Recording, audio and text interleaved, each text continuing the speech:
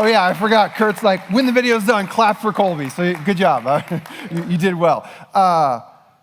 Y'all, I don't know. We just sang a song that was incredibly dangerous to sing. And I was sitting there thinking, like, man, do y'all know what you're saying? There was this line. I'm not going to get it exactly right. Sorry, Michael. But it was inviting a refining fire to purify us. Do you know what you're asking? I've got a friend, and she's a professional musician, and one of her jobs is to learn hundreds of songs, and so she's just got the words to all these songs in her brain all the time, and she'll be singing one time, and she'll know all the words, and I'll be like, do you know what you're singing? She's like, no. Do you know what that song means? She's like, I've never actually thought about it, I just know the words. I was sitting there, I'm like, okay, if we're legitimately in a room of people right now, singing out, refining fire, purifying, like, do you know what that means? You're inviting God to wreck you. Yeah, you'll clap for it because you know what it's. Here's the thing that I know about my friend here. When you're on the other side of some refining fires and you actually have kind of gone through the melting, the burning, the pain, when you're on the other side of it, like, oh, this is a better version of me. I'm really happy for it. But this process sucks. It's painful. So I wouldn't blame you if, like, next time you sing that song, you kind of just skip that verse. Like, I don't know that I'm ready for that. It's painful. Okay, that's really not what I came here to say. That was just a freebie, but I'm just like, I got to clear that out because that was dangerous what we just sang. So if some of your lives start to like fall apart after this Sunday, got no one to blame but yourself for that one. You asked for it. Hey everybody, thanks for being here with me. Thanks for having me here, Kurt and the rest of the restoration team. There was this party that started about 2,000 years ago. This party with this incredibly eclectic guest list. A guest list that surprised everyone, made quite a few people happy, and then enraged a few. This party that started 2,000 years ago. Now, most parties are intended to end at a certain point, but not this party. This party seemed to be designed to grow and to flourish and to continue. Never had that point at the party. You know that person or that couple that seems to be the ones to stay to the very, like, they're always the last to leave. They never quite get the social cue that the party ended 37 minutes ago and they just kind of still linger. If you don't know that person exists, it's probably you. But every party has this. The people's like, okay, like the host is like, when are they going to leave? But this party that started 2,000 years ago was designed to continue going on. And so one of the questions that I've been thinking about as I've been preparing to be with you this morning is, how do we know that we're at this party? How do we know in general that you're at the right party, the party that you want to be at? How can you know? And I think maybe one of the ways that you can know that you're at the right party is based on the guest list. Who's there? An example I thought of this was like, you know those bars that exist in cities that are hot spots for expats of different cities to go and watch the game? Like if you're in Minneapolis and you want to watch a New England Patriots game, they got like a New England Patriots bar that you go to. Well, I was trying to think of what the comp would be here in San Diego, so I Googled, like, if you're a Dodgers fan and you're in San Diego, you okay? You're gonna be okay there? There's a little bit of bile that came out. I can feel it. Like, where do you go if you're a Dodgers fan in San Diego? Where's the Dodgers bar? And I'm like searching. I'm not finding anything until I found this Reddit thread, this Dodger Reddit thread, where somebody asked this question: hey, I'm gonna be in San Diego next week. Where do Dodger fans, like, where can I go to watch the game? And one guy had this to say. He said, there's this one really cool place that's always packed with Dodger fans. It's got a ton of great beer. It's really big. I'm trying to think of what it's called. ... Oh yeah, Petco Park. How great is that? Okay, that had nothing to do with anything, but I just love that comment. So how do you know you're at the right party? I think the guest list or who's at the guest can give you an indication that you are where you want to be. You remember the Lord's Prayer? So this was the prayer that Jesus taught his friends, sort of the model for how to pray. And it involves this line, God, may your kingdom come and your will be done on earth as it is in heaven. Almost as though Jesus was saying, there's this goal, this hope, this expectation that we might witness God's dream for creation, which maybe is a synonym for God's kingdom, that we might be able to witness, partake in God's dream for creation so that it happens on earth in a way that reflects the deeper reality of what heaven is. And Jesus says this is what we ought be praying for and working for, this unfolding of God's dream. And that brings me back to this question, okay, well then how do we know we're at the right party? How do we know, to keep the metaphor going, how do we know that God's will is being done? How do we know that the kingdom is happening? How do we know what to look for? How do we know what kind of guests we should keep our eyes out for to know we're in the right place? And that's what I want to talk about today. So to do that, I'm going to work my way through 4 stories from the Bible, and I'll go relatively quickly through them. But I want to put together with these 4 stories a kind of a codex for assembling and assessing how we might be able to evaluate the party based on the guests to be like, okay, we're in the right spot. It's happening. This is where we want to be. So to begin, I want to go all the way back to the very beginning. Genesis chapter 1. In the beginning, God created the heavens and the earth was a waste, and it was a void. I think we've got this slide up there. If we can get Genesis 1 on the screen. That's fine. You probably have it memorized already.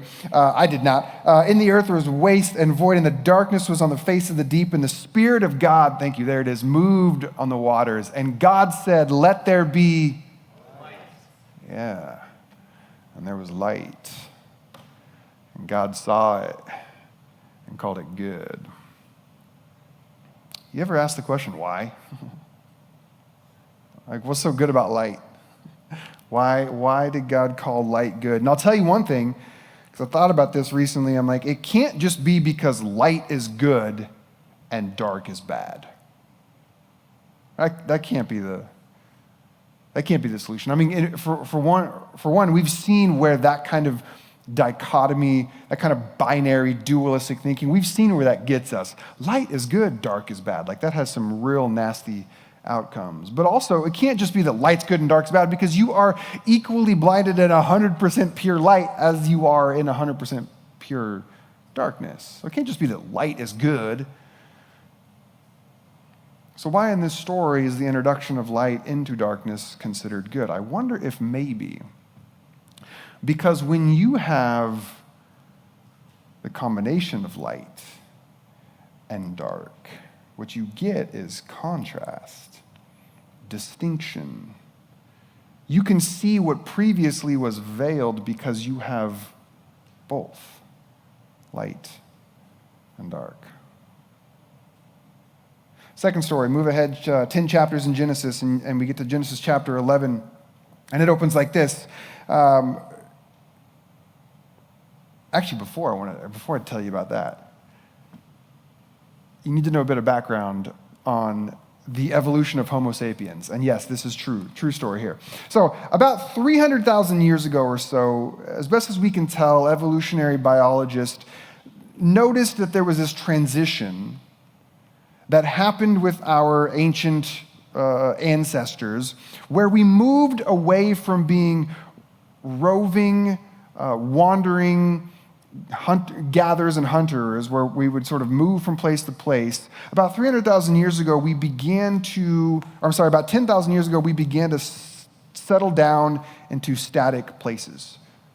There was this shift, and they call this the agricultural revolution.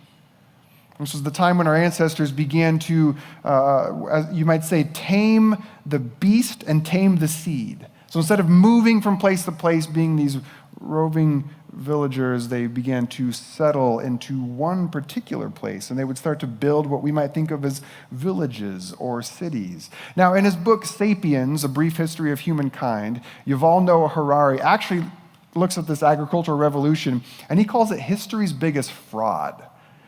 And the reason why he says this is because in your mind, you might think, oh, it'd be much better than moving from place to place to place to place looking for food if you can just stay in one place and make your own food. And yet what ended up happening, Yuval says, we didn't tame the beast and the seed. The beast and the seed tamed humans. We actually kind of became slave then to the crops as we stayed in one place. And so what happened is things like we lost touch with a larger sense of creation.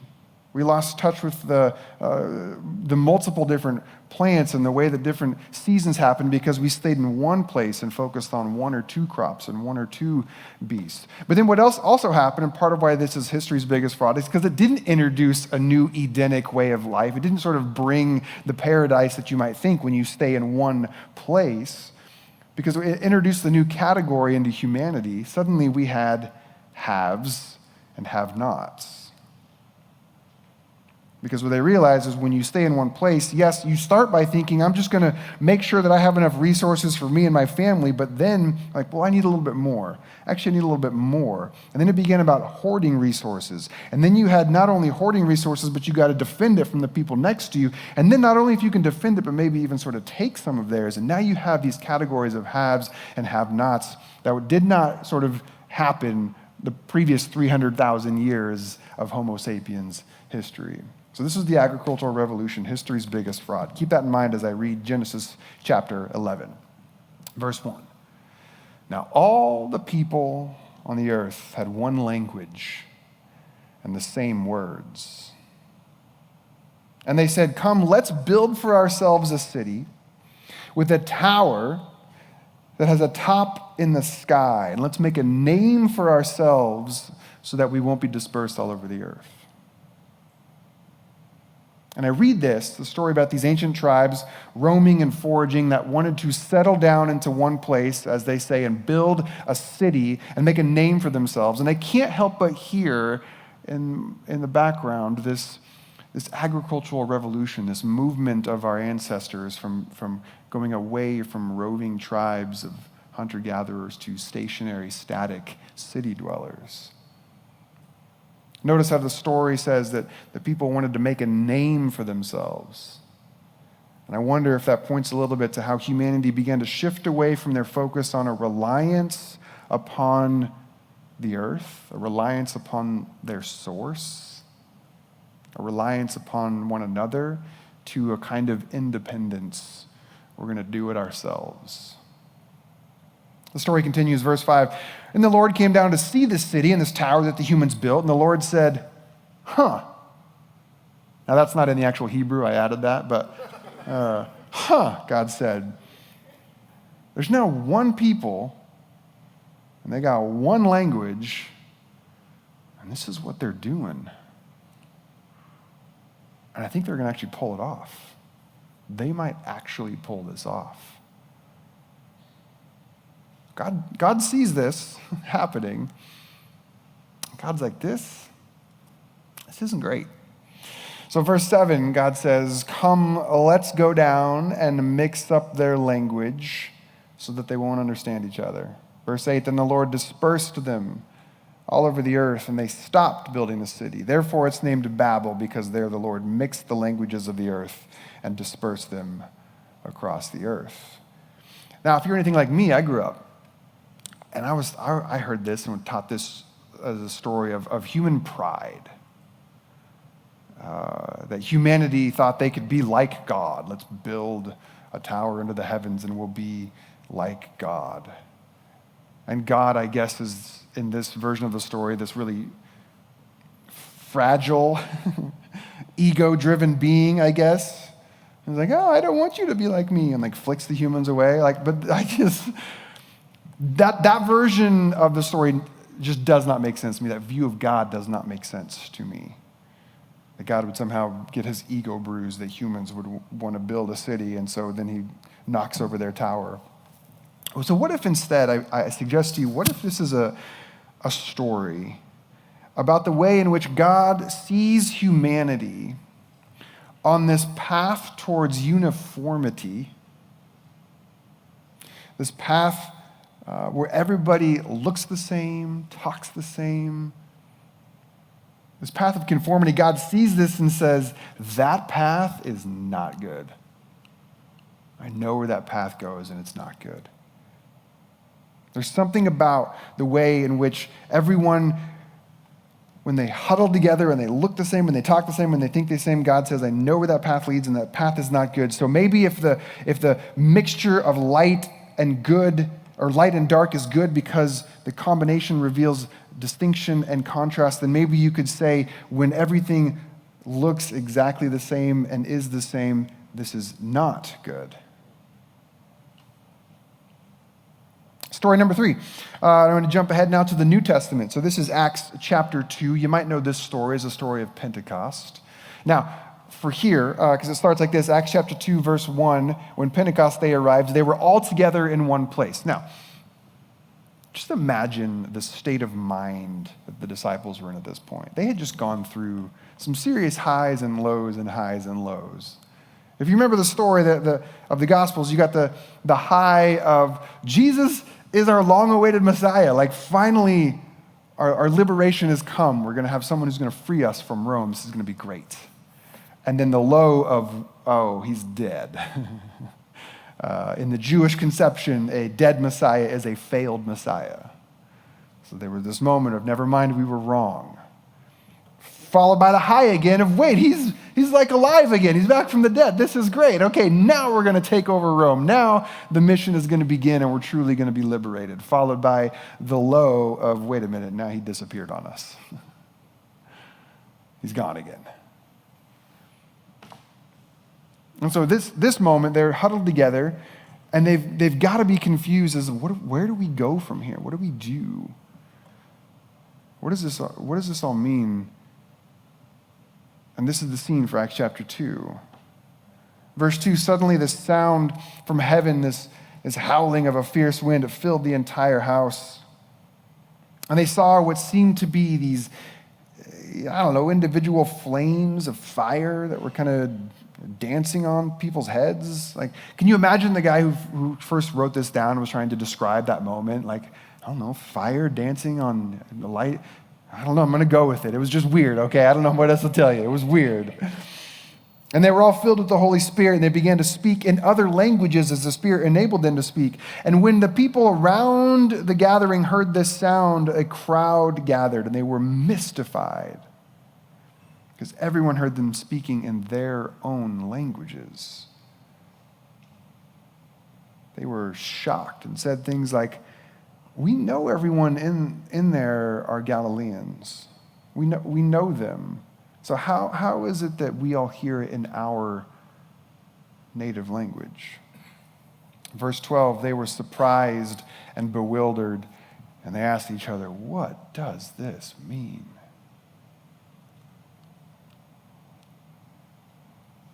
I think maybe it means this.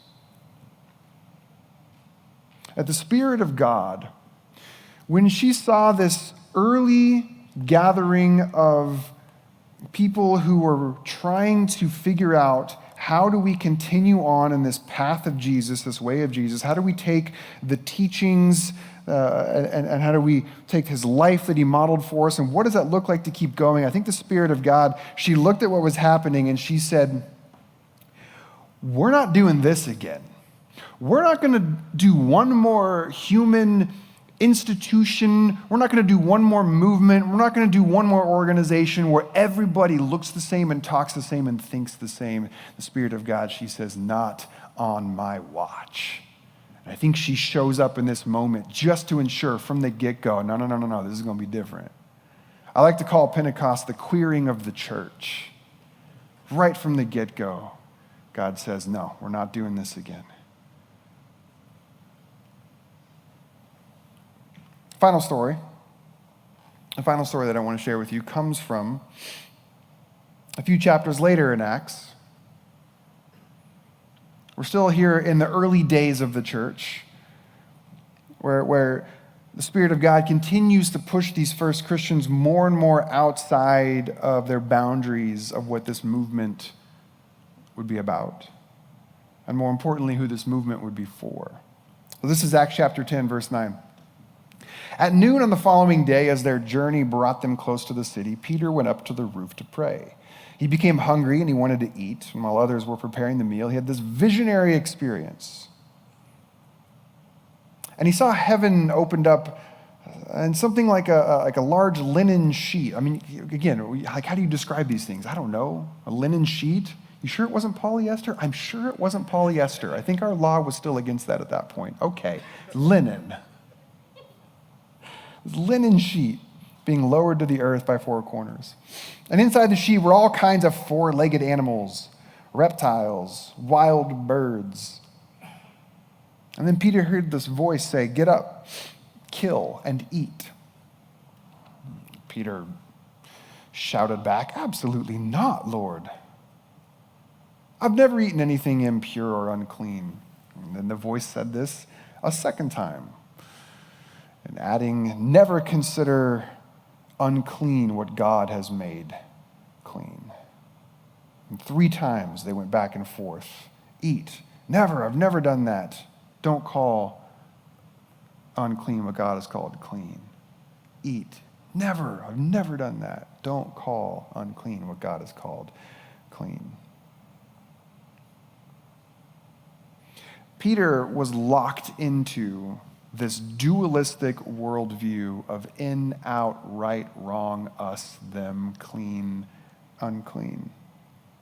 So much so that even when Peter was under the impression that it was literally the voice of God saying, "Do this," Peter objected and said, "I can't." He was so conditioned in this way, which, by the way, we can have some compassion for, right? I mean, who among us have not had to confront our conditioning to consider the possibility that maybe there's a different alternative way forward? We're going to see that continue to happen in this story. Verse 17, Peter was bewildered about the meaning of the vision. Bewildered. Similar to what happened at Pentecost, there's this sense of, what does this mean? What does it mean? When you have your worldview shattered, when you thought you kind of knew and had a basic understanding of how the world works, and then something obliterates that, now what?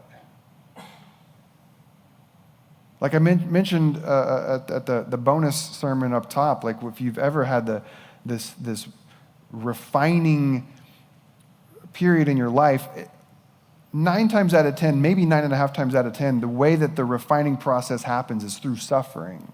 I mean, this is just how the cycle of life and death and rebirth happens, through suffering. And when you're in the suffering, when you are having your life be completely uprooted, being invited to consider that how you've always thought about a thing or how you've always done a thing maybe is not how you are being called to do it from here on out, you're bewildered. What does it mean? What does it mean? What just happened?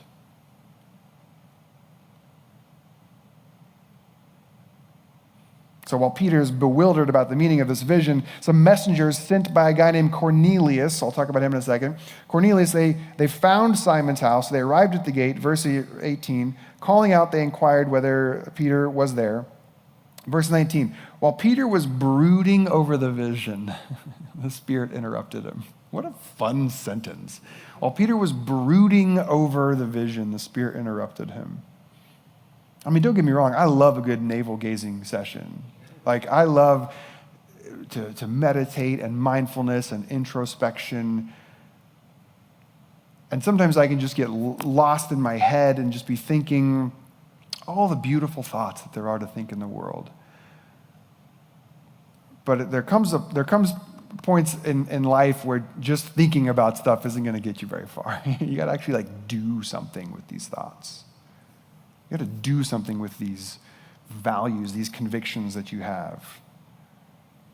And so in this moment, God's trying to do something here. So while Peter was brooding over the vision, the Spirit interrupted him.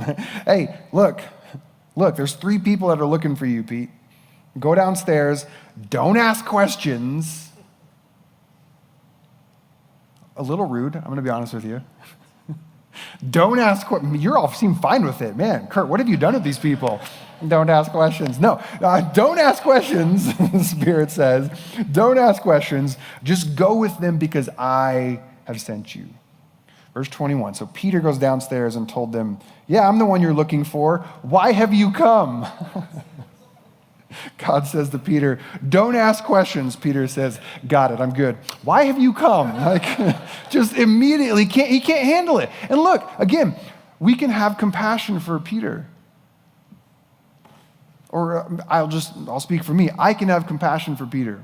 Because even when you have your mind changed about something, which is kind of what's beginning to happen here for Peter. His worldview is getting shattered. He used to think it was divided up into in, out, right, wrong, us, them, clean, unclean. And suddenly he's being invited to this possibility to not call unclean what God has called clean. Peter's having his worldview shattered. Great. Ideas are wonderful, and that's great. We change our minds a lot on things, but it takes time for that to make its way through our body. That takes time.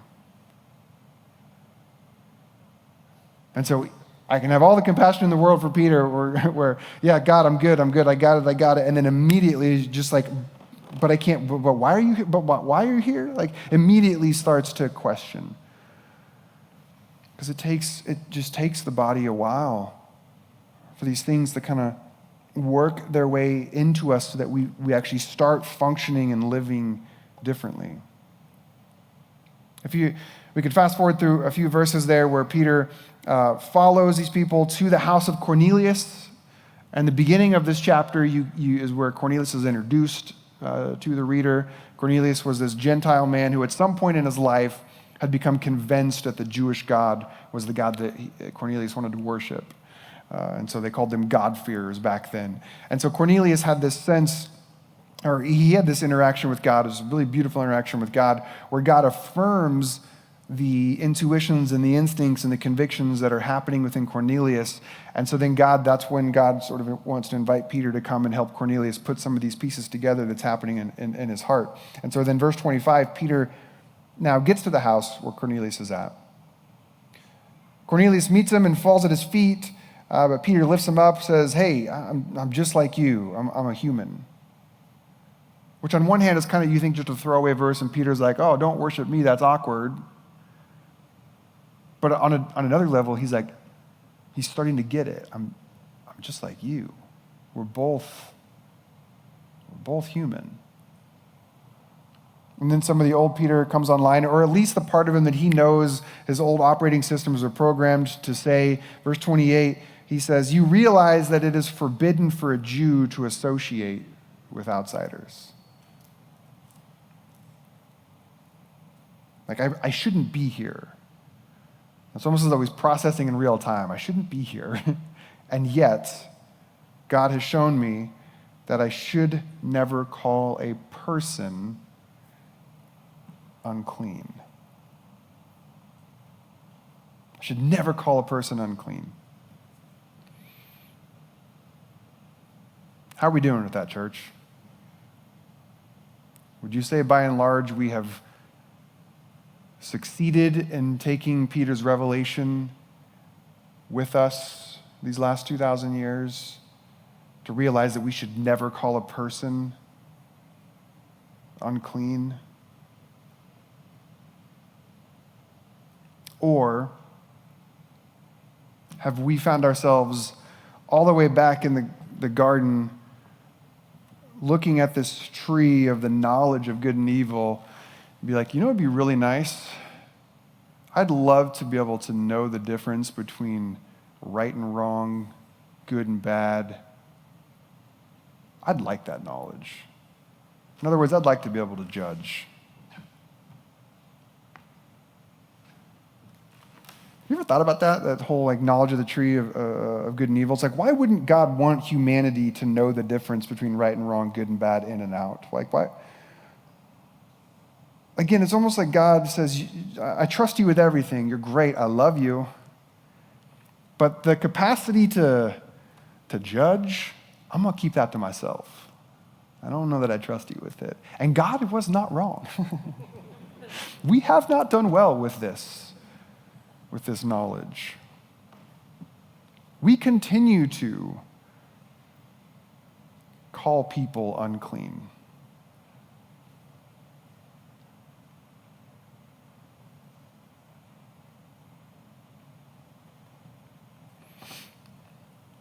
God has shown me I should never call a person impure or unclean.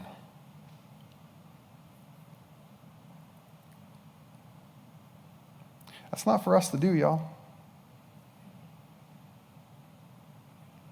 Now, we can have feelings and opinions and convictions when people engage in particular actions or patterns or behaviors that bring about harm and suffering.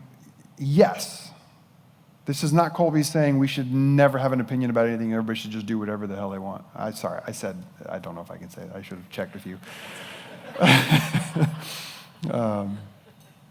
This is not what I'm saying. What I'm saying is there's a big difference between judging someone's actions and judging them as a person. We don't get to do that. We don't get to do that because everybody has already had the judgment of their identity. That's already fixed. That's already established. And you know what that is? It is the word that God spoke to Jesus at the waters of his baptism. Behold, this is my child in whom I am well pleased. That word spoken by God to Jesus is really just spoken to all of us. You are a beloved child of God, and in you God is well pleased. That's settled, y'all. We don't get to have an opinion about that on us or others. We don't get to judge identity. We don't get to call anyone unclean. All right, that was another little bonus sermon. I don't know what's happening here. Stick to your notes, Martin. Okay. So Cornelius hears Peter tells him about this experience. God showed me I should never call. This is why I try not to do tangents, because then I try to come back and I'm like, but I just want to stay on that road. Verse 29, for this reason, Peter says, when you sent for me, I came without objection. I think he's bending the truth a little bit, but whatever. I came without objection. So I want to know, why have you sent for me, Cornelius? And then Cornelius tells Peter a bit about his experience was and why he sent for Peter. And then listen to this, verse 34, Peter said, I really am learning that God doesn't show partiality to one group of people over another. What a beautiful, beautiful verse. I really am learning that God doesn't show, and like that's present, and that's real time. It's happening. I'm learning right now. God does not show partiality to one group of people over another. And these are the moments where this early movement of this thing that would eventually be known as Christianity, these are the moments where people began to realize, this party ain't just for us, y'all. We thought it was. We thought we were the chosen people. But now we realize, and this is what Peter says a few verses later, the message of peace that we bring is that the good news is that Jesus is Lord for all. For all. Wow. I really am learning right here in this moment.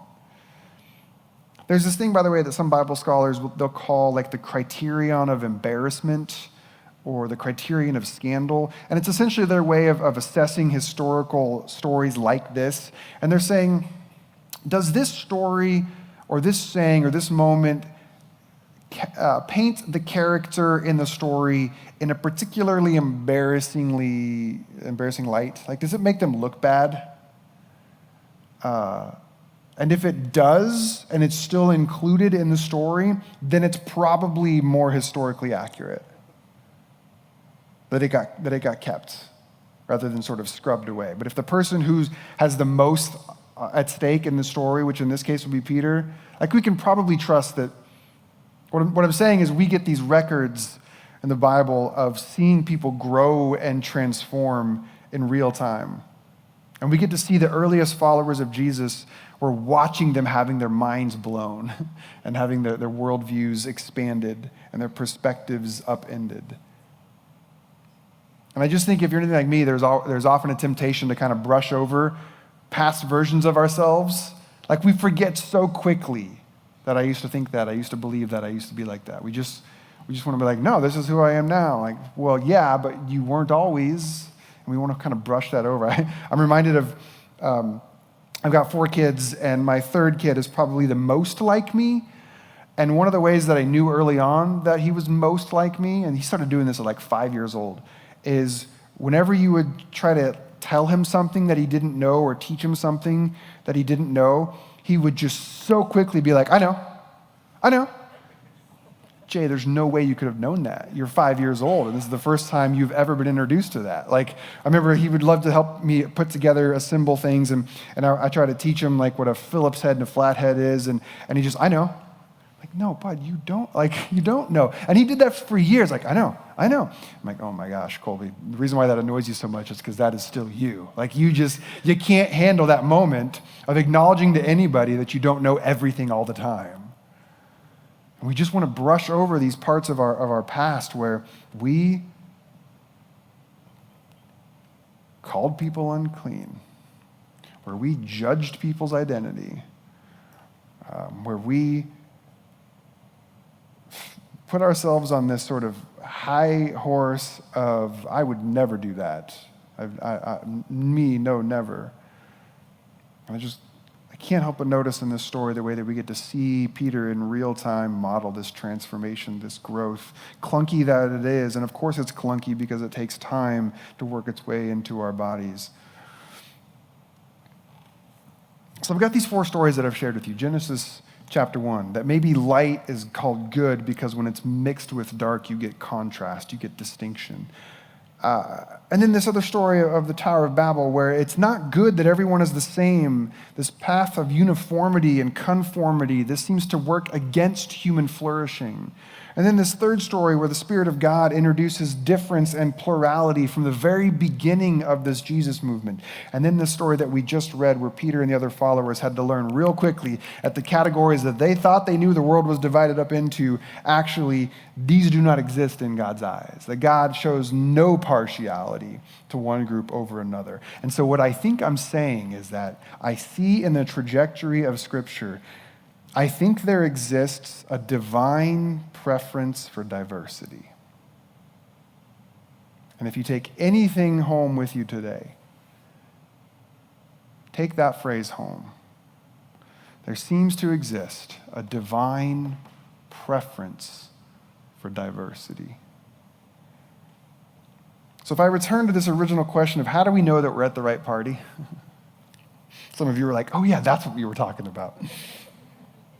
How do we know we're at the right party? How can we tell when the kingdom of God is unfolding on earth in a way that reflects the reality of heaven? Well, I suggest to you, and I could be wrong. I'm wrong like 17 times a day, and I've only been wrong 13 times so far. So I've got a few left in me.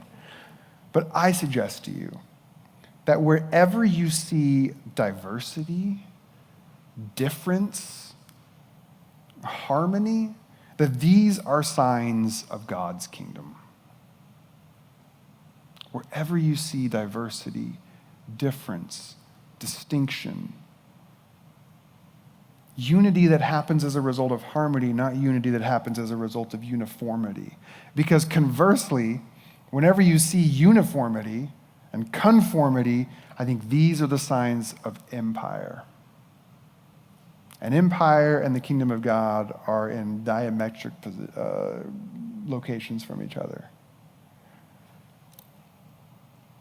And if I'm right about this, if there is a divine preference for diversity, then not only is diversity a marker of God's kingdom, like, oh, we can tell we're at the right party, but it's also the path to get there. You see, deep in the wiring of humanity, there is this instinct within us to turn toward sameness. It's there. It's there. We see this in research as we observe newborn babies and the way that they react to faces that either mirror their own or look very different from their own. Like it's just in us, it's in our bones, it's in our DNA to fear the other. The move here isn't to ignore that and pretend that doesn't exist. The move is to name it as like, oh, that is kind of our default position. We bend towards sameness. If left to our own devices, we will naturally create a world that divides light and dark. We will create a world where everyone looks the same and talks the same. We will create a world filled with people who are just like us because on some primal level, that signals safety to our brains. But this is not the way, church. This is not the way. This kind of path of sameness, conformity, uniformity, this leads to empire, towards domination, towards exclusion and oppression. But where you see diversity and difference, now we're going the right way. As the band comes up to the stage to lead us in some closing worship here, I want to just end with this. What you're doing here is good. Restoration Church, what you're doing here is good. If I were you, I'd clap. I mean, it is good. What you're doing here is holy and it's sacred. Communities like this are rare. Please trust me when I tell you that. I've spent the last 2 years traveling as sort of an itinerant preacher, person, whatever, and communities like this are rare. Something like 95% of the churches in America are still not affirming of our LGBTQ siblings. Churches like this are rare. And even of that 5% of churches that are, about 80% of that 5%, don't check my math, anybody, don't worry about it. Those are mostly, and I love what I'm about to say, I love them, right? But those are mostly kind of like, they're more mainline traditional churches. And I love them. I spend a lot of times with Presbyterians and Lutherans and Episcopals. In many ways, those are my people. My background is evangelical, but I'm like realizing this deep appreciation for the mainline. But churches like this, where you recognize the value in having music that kind of sounds like what you hear on the radio, where you sit in these cozy chairs and you drink coffee, and you know what I'm talking about, but where you also look around you and you're like, you know what's better? You know what's better?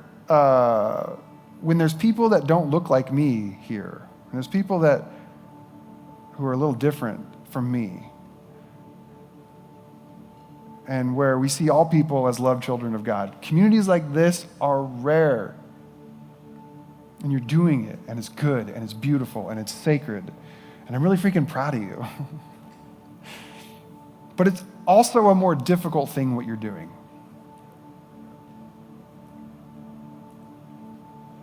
What you're doing here is actually a more difficult path. Because it turns out you can do a lot when you build an empire.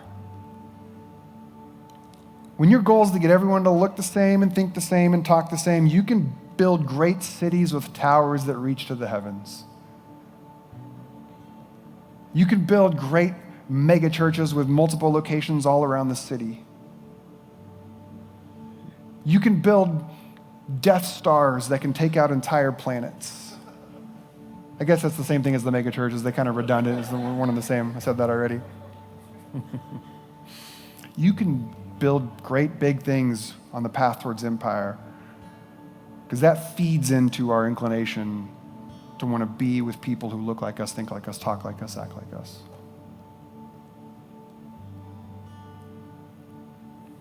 But here at Restoration, you are rejecting that path, and you're choosing instead the path of diversity, which means in some real way, you're choosing the harder path. Wide is the path that leads to destruction, and many find it. Narrow is the path that leads to life.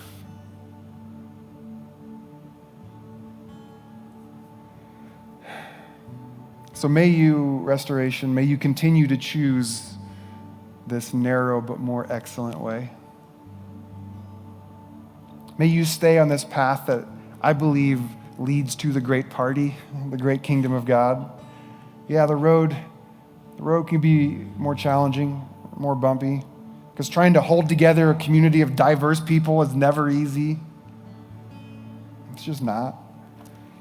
But the more diversity that you see around you, diversity of ethnicity and gender and sexual orientation, diversity of socioeconomic statuses and political leanings. What? Did I say that out loud? I did. And I'm not even sorry for it. Diversity of education levels, diversity of age, all of it. The more diversity you see around you, this is really why it matters, because the more diversity that you see around you, the more fully the image of God is expressed. And where the image of God is, there, my friends, is the greatest party ever thrown. Amen.